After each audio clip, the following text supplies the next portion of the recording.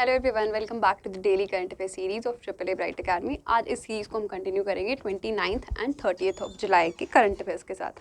But उससे पहले last class के जो क्वेश्चन थे एक बार वो देख लेते हैं। फर्स्ट क्वेश्चन मैंने आपसे पूछा था कि which is the largest mangrove forest in the world. तो वो है आपका सुंदरबन रिजर्व फॉरेस्ट। ये जो इंडिया में है, वेस्ट बंगाल में, ये पूरी दुनिया का सबसे बड़ा आपका मैनग्रोव फॉरेस्ट है। ठीक है। सेकंड क्वेश्चन मैंने पूछा था गवर्नर ऑफ गुजरात कौन है। तो वो आचार्य देवव्रत हैं, जो पहले हिमाचल के भी गवर्नर रह चुके हैं। ये गवर्नर हैं गुजरात के। और अगर सीएम की बात करें तो भूपेंद्र भाई पटेल जो हैं सीएम हैं गुजरात के। थर्ड क्वेश्चन मैंने पूछा था कि मिनिस्टर ऑफ टेलीकम्युनिकेशंस कौन है। तो मैंने आपको साथ में ये बताया था कि अश्विनी वैष्णव वो हैं। उनके पास और भी पोर्टफोलियोज़ हैं, बट अलॉन्ग विद दैट उनके पास मिनिस्ट्री ऑफ टेलीकम्युनिकेशन भी है। ठीक है। फोर्थ क्वेश्चन मैंने पूछा था कि when is the world paper bag day celebrated.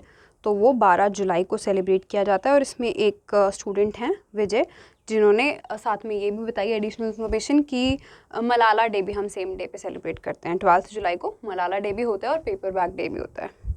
Okay, अब आज के क्वेश्चंस देखते हैं। एक तो पहले ना, आज इम्पोर्टेंस ऑफ डे में इंटरनेशनल टाइगर्स डे भी आज। ठीक है, इंटरनेशनल टाइगर्स डे भी हम आज ही के दिन सेलिब्रेट करते हैं। तो उसमें टाइगर्स को प्रोटेक्ट करना और उनको कंजर्व करना, उनकी पॉपुलेशन, अगर मतलब टाइगर्स की पॉपुलेशन हम पूरी दुनिया में भी देखें ना तो पहले के हिसाब से बहुत कम हो गई है। हालांकि इंडिया ने बहुत इम्प्रूव किया है टाइगर्स की पॉपुलेशन में या उनकी कंजर्वेशन, उनकी प्रोटेक्शन में।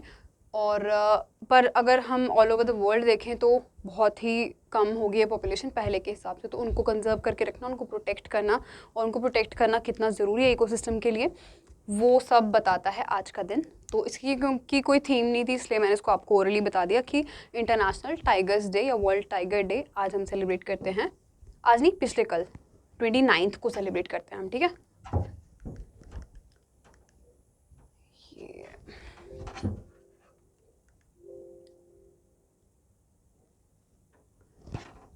29 को इंटरनेशनल टाइगर्स डे।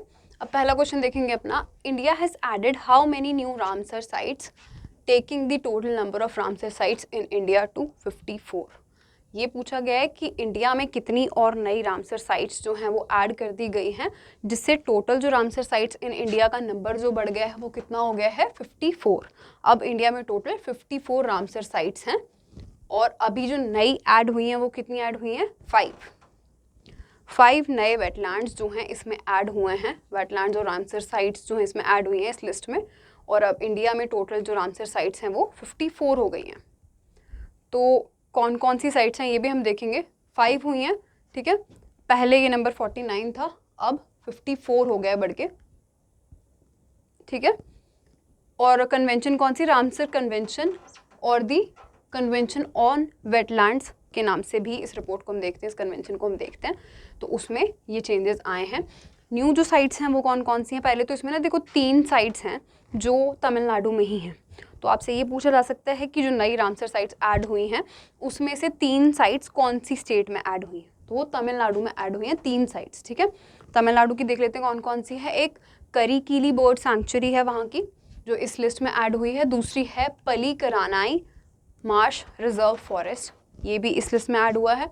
तीसरा तमिलनाडु से ऐड हुआ है पिचवरम मैनग्रोव। ठीक है, ये 3 तमिलनाडु की साइट्स हैं जो इसमें ऐड हुई हैं। उसके अलावा पाला वेटलैंड जो मिजोरम में है वो भी इस लिस्ट में शामिल हुआ है। साथ में सख्य सागर जो मध्य प्रदेश में सिचुएटेड है, ये भी इस रामसर साइट्स में ऐड हुआ है। ठीक है।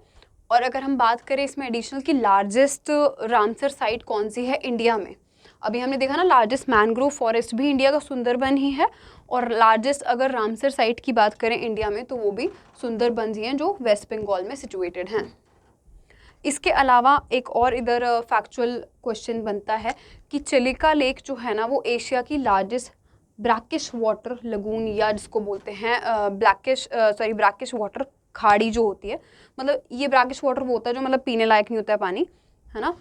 तो वैसे पानी वाली पूरे एशिया की जो लार्जेस्ट एक वाटर बॉडी बन गई है जो वो चिलिका लेक है। उसके साथ साथ चिलिका लेक क्या है, इंडिया की पहली वेटलैंड भी है जो रामसर साइट में रामसर साइट वाली इसमें लिस्ट में शामिल हुई थी। ठीक है, अगर ये पूछें कि इंडिया की रामसर कन्वेंशन की जो वो है लिस्ट है, उसमें इंडिया से कौन सी साइट पहली थी जो इसमें हुई थी शामिल, वो हुई थी चिलिका लेक। और Chilika lake is also the Asia's largest brackish water lagoon. Okay, next इसका क्वेश्चन है आज का, what is the rank of India in the expert insider 2022 rankings published by internations. तो एक लिस्ट रिलीज़ हुई है जिसका नाम है एक्सपर्ट इनसाइडर 2022 रैंकिंग्स, ठीक है। इस रैंकिंग के अकॉर्डिंग ये पूछा गया है कि इंडिया की क्या रैंक है। अब ये लिस्ट किस रिगार्डिंग होती है वो हम बाद में देखेंगे, पहले ये देख लेते हैं कि इंडिया की रैंक क्या है इस लिस्ट में। इंडिया इस लिस्ट में ना 36 रैंक पे। ये लिस्ट जो है एक्सपर्ट की लिस्ट, ये होती है आपकी ऐसे लोग जो अपनी कंट्री को छोड़ के किसी और कंट्री में रह रहे होते हैं, ठीक है। तो उनकी एक लिस्ट निकली है कि उनके अकॉर्डिंग कौन सी कंट्री कितनी रहने के लायक है, ठीक है। उस लिस्ट में इंडिया जो है वो 36 नंबर पे है। टोटल 52 नेशंस हैं इसमें जो इस लिस्ट में इनका सर्वे किया गया था या जो इस लिस्ट में आए हैं, उनमें 36 पे जो है इंडिया शामिल है। अब इसकी डिटेल्स देखते हैं थोड़ी सी। इंडिया 36 है आउट ऑफ द 52, ठीक है। और इंडिया क्योंकि अफोर्डेबल है, यहाँ पर लोग रह सकते हैं आके, ऐसा नहीं है कि बहुत एक्सपेंसिव कंट्री है। पूरी कंट्री के हिसाब से देखा जाए तो इंडिया उतनी एक्सपेंसिव नहीं है, तो इसलिए इंडिया इसमें 36 रैंक पे है। इंडिया ने बेस्ट परफॉर्म किया है in terms of affordability and access to health care.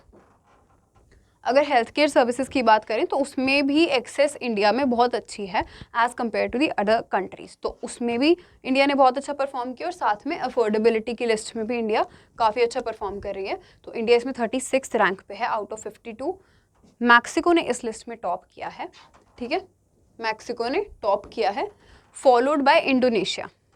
First पे मैक्सिको है, सेकेंड पे इंडोनेशिया है, थर्ड पे आपका ताइवान है, इंडिया जो है वो 36 पे है। और लास्ट कौन है इस लिस्ट में? कुवैत। कुवैत जो है इस लिस्ट में बिल्कुल लास्ट में है, 52nd पोजीशन पे। वर्स्ट कंट्री बताया है इसको एक्सपर्ट्स ने।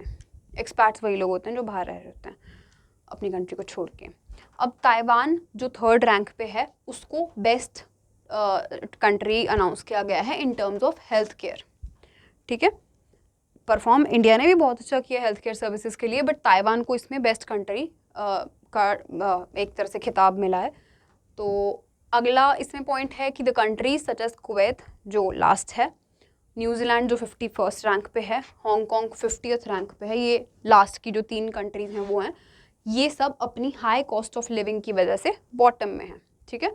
यहाँ पर जो रहने का खर्चा वगैरह होता है वो बहुत ज़्यादा होता है, इस वजह से ये जो कंट्रीज़ हैं इस लिस्ट में लास्ट में आई हैं, ठीक है। बॉटम 3 हैं ये।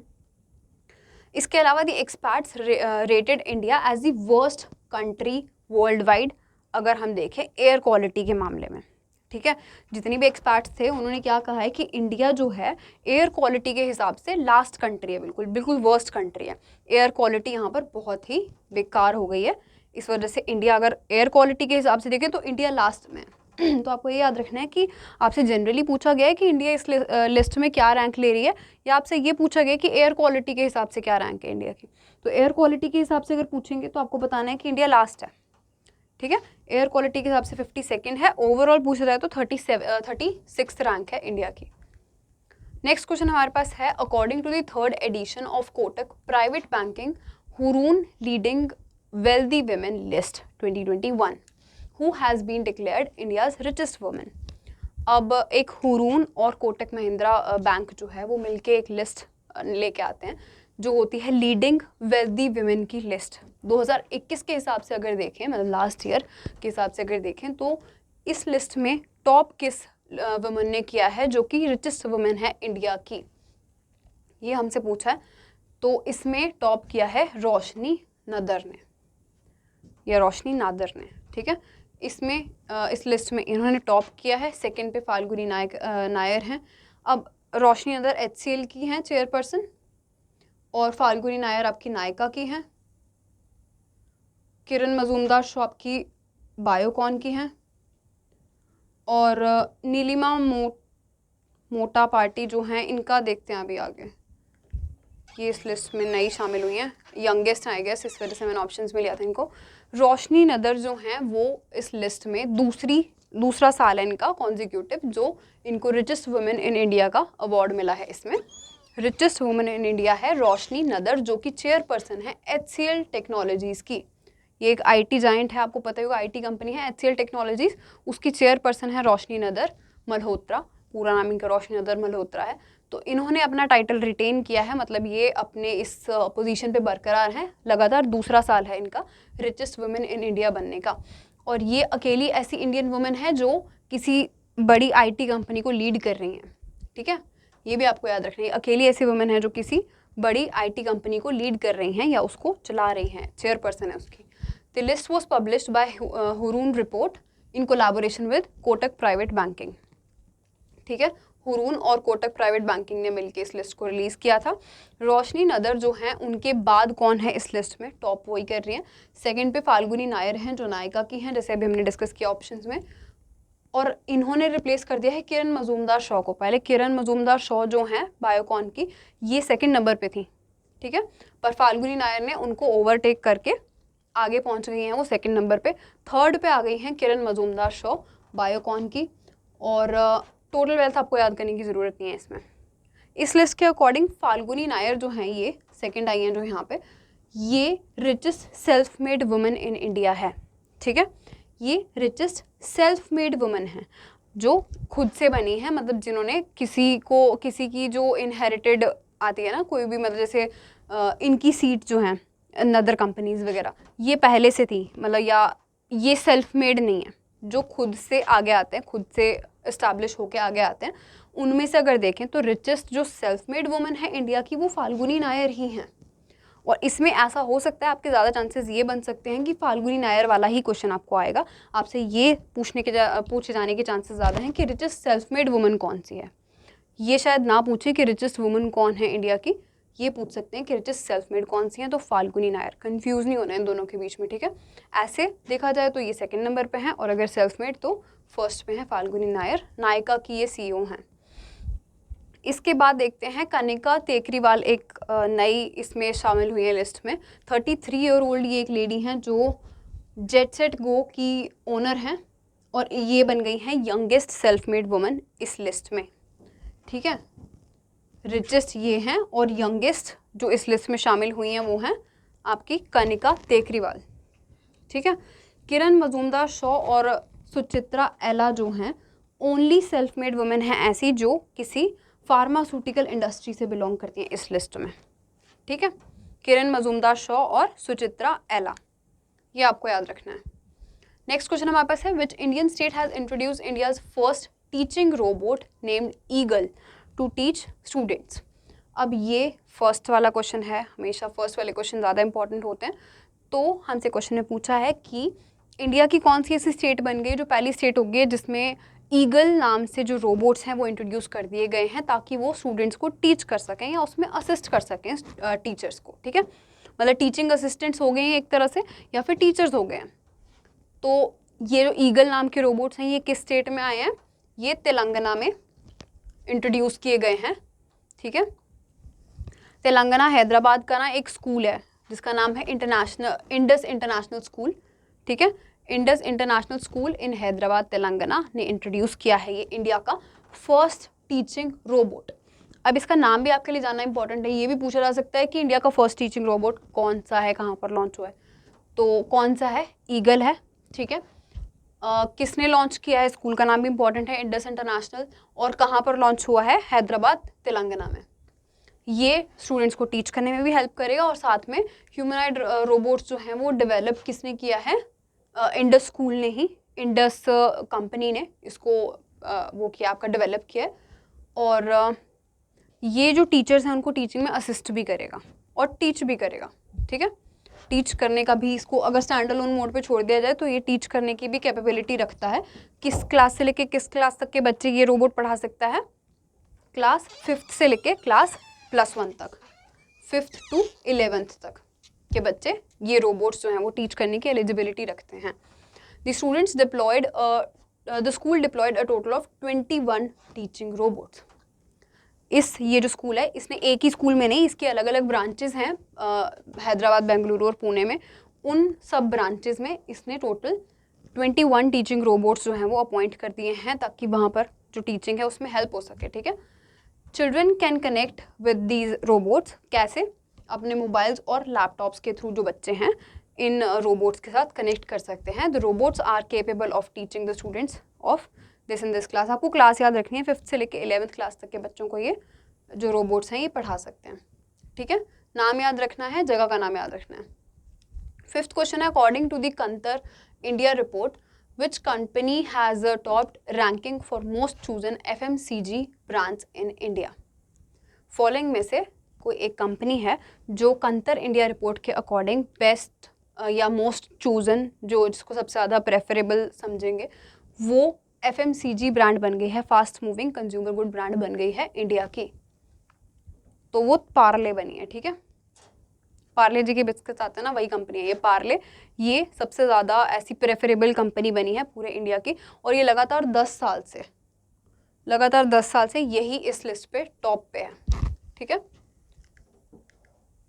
Parle has top the list for the 10th year in a row, ये आपको याद रखना है। The report ranks most chosen या मोस्ट प्रेफरेबल, सबसे ज़्यादा चाही जाने वाली जो ब्रांड है वो पार्ले है इंडिया में, ठीक है।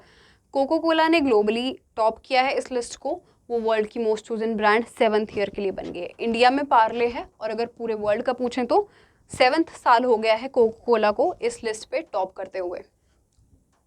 ये याद रखना है कि ऑल ओवर वर्ल्ड पूछ रहे हैं या इंडिया का पूछ रहे हैं। अगर ग्लोबली देखा जाए तो 2nd नंबर पे इस पे कोलगेट है, 3rd पे इस पे मैगी है, ठीक है। एज पर कंतर ब्रांड्स 2022, अब कंतर ब्रांड्स ने ये तो अलग से FMCG वाली निकाली थी ना रिपोर्ट। FMCG में आपको बताया था ना, फास्ट मूविंग कंज्यूमर गुड्स वो होते हैं जो जल्दी से आते हैं और जल्दी से बिक जाते हैं। मेनली इसमें आपका ग्रोसरी वगैरह आ जाता है या कॉस्मेटिक्स वगैरह आ जाते हैं, मतलब जिन प्रोडक्ट्स को बिकने में ज़्यादा टाइम नहीं लगता है, जिनका जो शोरूम वगैरह का टाइम होता है वो इतना नहीं होता, वो आते हैं और जाते हैं सीधे, तो वो होते हैं फास्ट मूविंग कंज्यूमर गुड्स, ठीक है। इसके अलावा कंतर ब्रांड्स ने एक और लिस्ट थी जो रिलीज़ की थी, most valuable global brands report, ठीक है।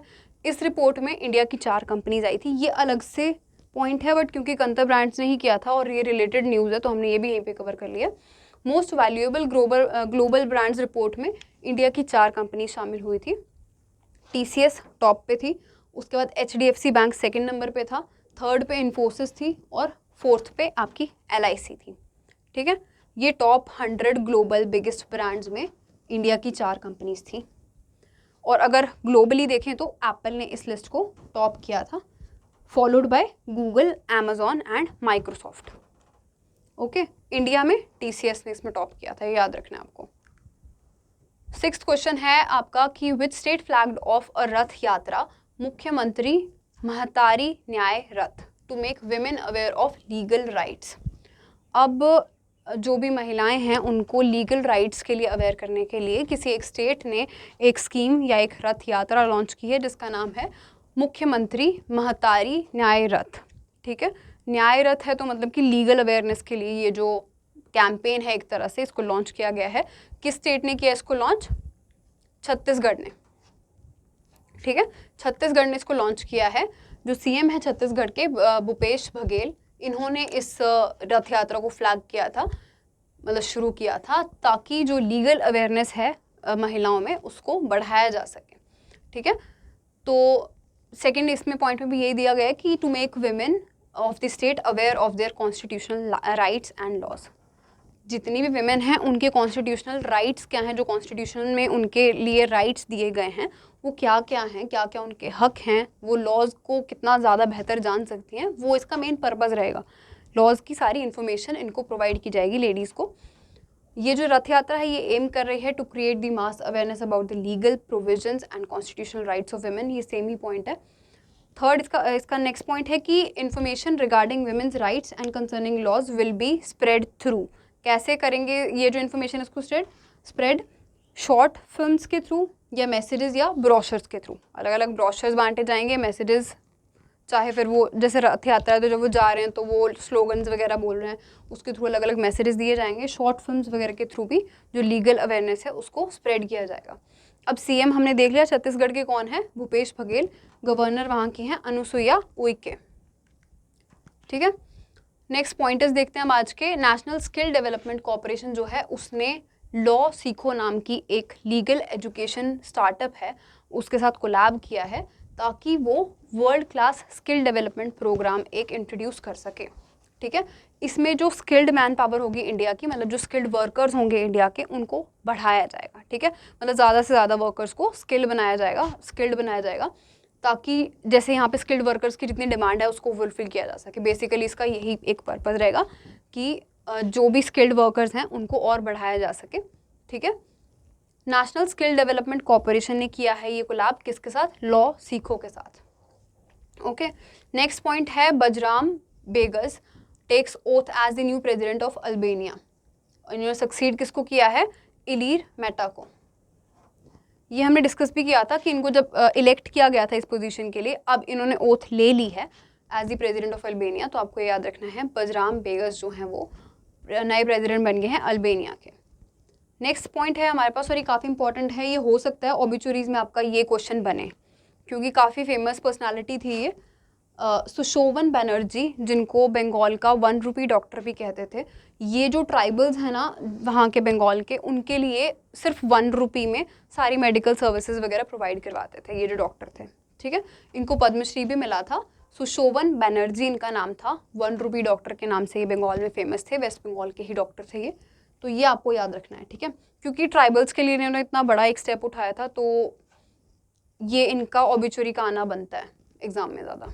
ठीक है, नेक्स्ट पॉइंट है गुजरात गवर्नमेंट इंडिया की पहली ऐसी स्टेट बन गई है जिसने सेमीकंडक्टर पॉलिसी जो है वो लॉन्च किया है। ठीक है, सेमीकंडक्टर की प्रोडक्शन होगी इसमें, गुजरात सेमीकंडक्टर पॉलिसी फॉर 2022 से 2027 तक, ये इस पॉलिसी का नाम है। ठीक है, सेमीकंडक्टर की प्रोडक्शन के लिए गुजरात पहली ऐसी स्टेट बनी है जिसने अलग से एक पॉलिसी ले आई है। नेक्स्ट पॉइंट आपका है बंधन बैंक ने अपना नया करेंसी चेस्ट खोल लिया है, कहाँ पर? पटना में, कैश मैनेजमेंट के लिए। अब करेंसी चेस्ट जो है वो आपकी न्यू करेंसी के मतलब नोट्स वगैरह का लेन देन वो सब हो सकता है करेंसी चेस्ट से, और अगर जैसे कोई नोट वगैरह टेम्पर हो जाते हैं या मतलब फट जाते हैं तो वो करेंसी चेस्ट से जाके एक्सचेंज हो सकते हैं। तो वैसा जो बंधन बैंक ने अपना करेंसी चेस्ट है वो खोल लिया है पटना में। ठीक है, ये आपका बन सकता है क्वेश्चन। और इसके साथ साथ एक और स्टैटिक पॉइंट है कि अगर हम ये देखें कि सबसे ज़्यादा जो आपके करेंसी चेस्ट हैं पूरे इंडिया में वो किस बैंक के हैं, तो वो SBI के हैं। ठीक है, SBI के मैक्सिमम करेंसी चेस्ट हैं इंडिया में। RBI मत लिखना, इसमें RBI का एक ही है। ये आपके क्वेश्चंस थे। अब मैं आपसे नेक्स्ट क्लास में मिलूंगी, तब तक के लिए बाय।